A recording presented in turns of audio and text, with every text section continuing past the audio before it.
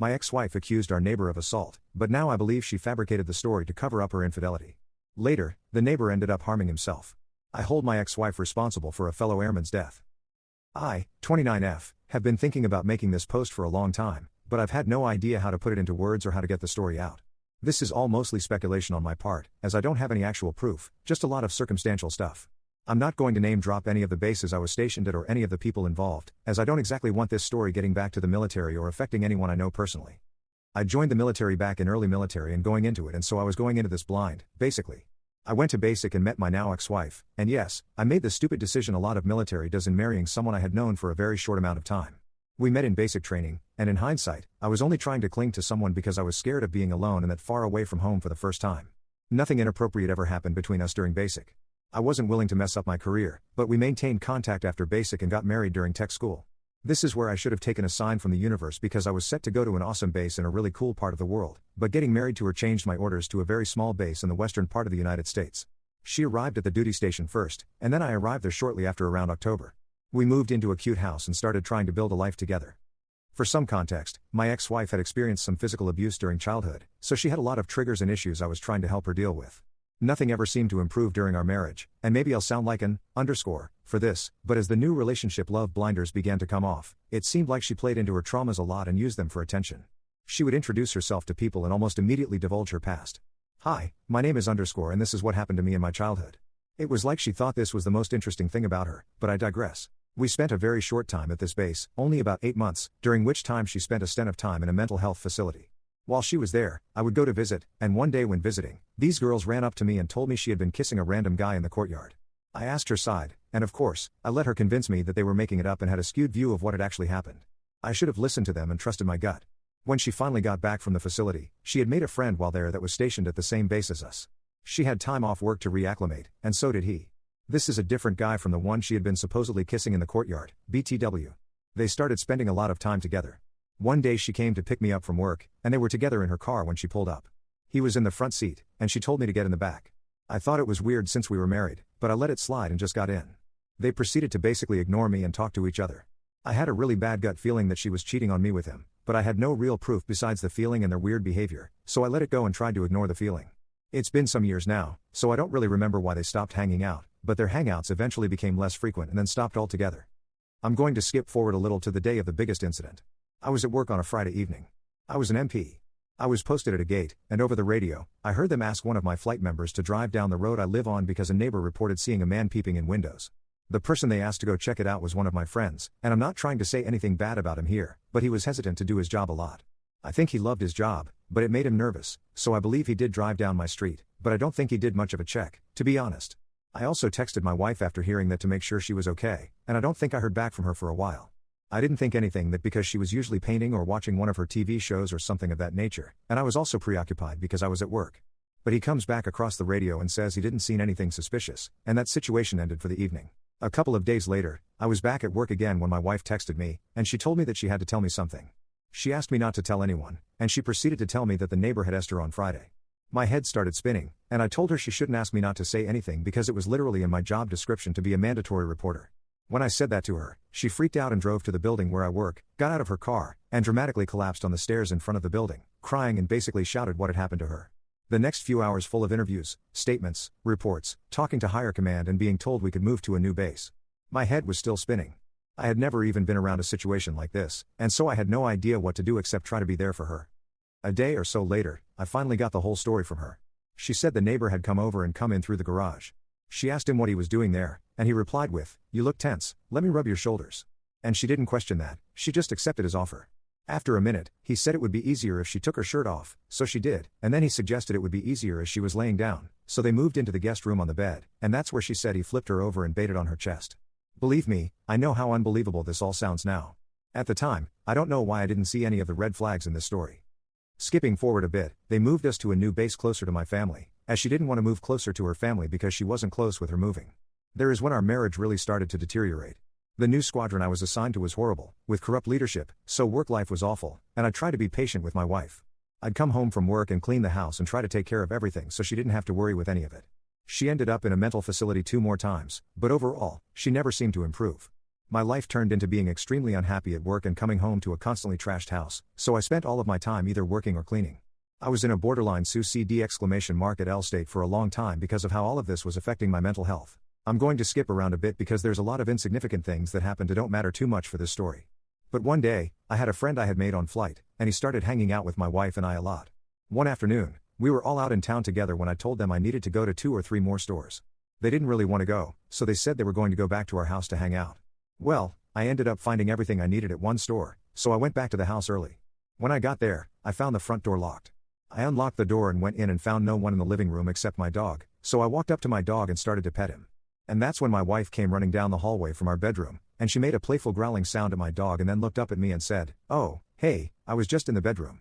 And then my friend came walking out of my room down the hall, and he said, "Oh, hey, I was just in the bathroom looking at my eyebrows in the mirror." I looked at them both really weird, and I felt like I was in some weird sitcom all of a sudden. I just blew past it at the time, but it never left my mind. It was so effing weird the way they acted. Now, at this time, for more context, I was so unhappy in my marriage. I was honestly hoping to catch her cheating. I knew how badly I had fed up, and I really didn't want to have to admit that to anyone. I wanted her to give me a good reason for divorce. I know how selfish and wrong that sounds, but honestly, I was so embarrassed the way she could only ever talk about her trauma. She never had anything positive to say. Any conversation anyone ever had with her was either cringy awkward or she would act overtly sexual in any situation, even around my more traditional family. She was extremely controlling of me and anything I wanted to do with my time. She didn't even know how to make a funny joke. She would make odd jokes or uncomfortable ones and would get mad at everyone when no one left. I wanted out so bad and didn't know how to do it. Skipping forward again, at this point, my head was completely out of my marriage. We were having a dinner party at my house with some of our mutual friends. She was not off work yet when most of them came over, but about an hour later, she got off work and was headed home. She called me on the way home because I guess she wasn't feeling good, and she told me that she thought she either had a brain tumor or a blockage. I'm not going to lie, my response was less than supportive because at this point, I was mentally done with her and all of her ridiculous behavior. I told her that if she thought she had a brain tumor that she should just go to the hospital, and she got mad at me because I did not offer to drive her. The hospital was less than 5 minutes away, by the way. One of our mutual friends, now my current wife, could tell I was really over it and offered to drive her to the hospital. I continued to sit around and have a good time with our friends. Now, for some context, this hospital takes an incredibly long time to see patients in the emergency room, so during this time, I had half of a beer within a 3-hour period. We were expecting her to be there upwards of 6 hours. She calls me after about 4 hours and tells me she is ready to be picked up and trying to be a responsible person. I told her that I was uncomfortable driving because I had half of a beer, and I did not realize she would come out of the hospital that soon. She absolutely blew up on me and told me I was irresponsible and unreliable. One of my other friends offered to go pick her up, and while they were gone, we decided it would be best to move the party to someone else's house because of how she was going to be when she got back from the hospital. Sadly, we did not relay this information to him fast enough, so he got home before we were able to leave. My ex exploded out of the car, ran up to me, and got right in my face and started yelling at me. My friend's mom jumped to my defense. She was very drunk at the time, so it was quite funny, but she got in my ex-wife's face and told her to leave me alone. My ex-wife threw a fit and then ran into the backyard. At that point, we decided to pack up as quickly as we could and leave. Keep in mind that at this point, it had been about 2 hours since I had had a sip of my last beer. I felt fine. I hopped in the car with one of my friends so we could leave, and I hear a screaming noise. I look over and my ex-wife is running towards my car, and so I put the car in drive and started to take off as she ran up and punched my window. I made it about half a mile away, and I waited to make sure that the rest of my friends made it out of there. I saw no other cars coming from that direction, so I turned around and went back. When I got back, 2 of my friends were trying to reason with her in the front yard. She, in her manic state, tried to get in her car and drive off. They were trying to get her to get out of her car. She turned the wheel very hard and almost ran over my friend as she was trying to back out, so he used his police officer voice and yelled at her to get out of her car. At that point, I decided it was time to call my squadron and have them send over her squadron's first shirt, basically like a counselor SL mediator. I also called my friend that I suspected her cheating on me with and asked him to come over because they seemed to have a very close connection. I wanted her to have someone she could calmly talk to. She was removed from the house for 3 days so that we could both have space. When she got back home after 3 days, she sat down next to me on my porch and said to me, "It's not going to happen until you say it." To which I replied, "I want a divorce." I think I've given enough detail on my ex-wife and the situation at hand, so I'm just going to get into the other details. Fast forward to when I started confiding in my now wife. At the time she was married, but she was also going through a rocky situation. I'm not really going to go into that because that is not what the story is about, and those details don't really matter too much. My current wife is a very smart person. I told her basically this entire story in a lot more detail. She started to point out to me the holes in the story and the red flags that just did not make any sense. I already had my doubts and suspicions, but hearing it from somebody else started to put it in perspective. To add one more sad detail, one of my friends went on a deployment that was only 2 weeks long. When he got back, he told me that he ran into somebody from my old base, and they had a message for me. The message was that the person who had assaulted my wife had committed suicide. He had killed himself in his bathroom and before doing so transferred everything into his wife's name, including all of his money. I called my ex to inform her, and her response was a very sarcastic, "Okay, you couldn't have just told me this over text?" I just hung up the phone, and later that night, she texted me saying, "Do you think he did that to himself because of what he did to me?" I never replied to her because her responses seemed insane to me and like she was trying to seem empathetic even though she wasn't. Those responses made me start to doubt the incident even more. For a little more context, after we moved to the new base, she and I had flown back and forth to the old base multiple times for court proceedings. I was not allowed to sit in the courtroom during everyone inside because they considered me to be a witness. I wish I had gotten to sit in the courtroom and heard his side of the story because things just don't add up. The evidence ended up being inconclusive, and the charges were dropped. Between my now wife and I, we both believe what happened is that Friday night when someone was peeping through the window, we think that my ex-wife knew that someone from my squadron saw what happened, or at least part of it, and she wanted to make an excuse for it before I found out that she had cheated on me with a neighbor. So, instead of just owning up to it, she decided it would be better to tell me that the neighbor had assaulted her, and I believe that she hoped I wouldn't say anything and that it would just get swept under the rug. But when I reacted to it, she had to make a full-blown case out of it and go for the full story. She ended up ruining that poor man's life, his marriage, destroying his kid's life, everything. When all of this was happening, when I was still at my first base, all of my friends that I had been working with stopped talking to me. I had no idea what I had done then, and it's taken me a long time to come to this conclusion, but I think I finally know why. I believe that they think I was possibly in on it with this much hindsight. I wouldn't blame any of them for believing that or feeling that way. I don't know how I did not see all of those red flags through every story and through all of her actions and everything that happened. I think that they believe I went along with it so that we could get out of that small base and out of that state and go somewhere better, but the complete truth for me is that I had no idea. I don't know why I couldn't see it at the time.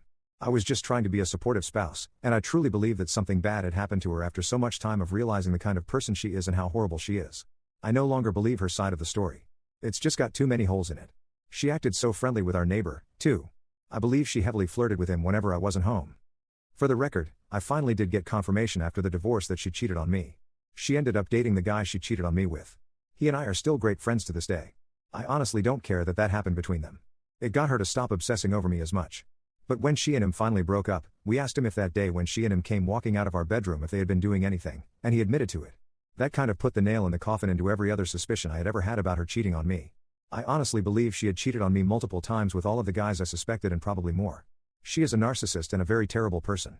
Not to say that I'm a victim in all of this. I should have reasoned more with this and seen the flag sooner. I feel a lot of guilt over what happened to that poor man and his family. That is why I'm writing this now, even after all this time, to any of my friends in the Air Force.